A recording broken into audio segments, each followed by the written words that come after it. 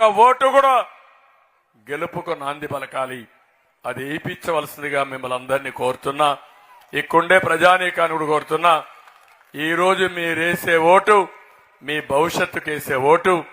First time vote వేసే వాళ్ళందరి పిల్లలకు ఒకటే విజ్ఞప్తి చేస్తున్నా. మీరు కూడా ఆలోచించండి. మీ భవిష్యత్తుకు ఓటేయండి. ఓటు అనేది ఒక వజ్రాయుధం. ఈ దుర్మార్గుల్ని ఓసారి మీరు భయపడతా ఉంటారు. వస్తే మా రేషన్ కార్డు తీసేస్తాడు, లేదంటే పెన్షన్ తీసేస్తాడు, కేసులు పెడతారని భయం ఉంటుంది. ఇప్పుడు ఏమీ చేయలేడు. వడ్డీతో సహా ఇచ్చే బాధ్యత నాది. ధైర్యంగా ముందుకు రండి.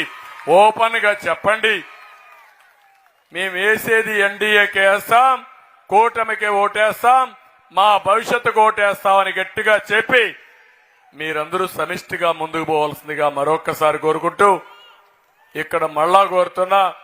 కోళ్ల లలిత కుమారి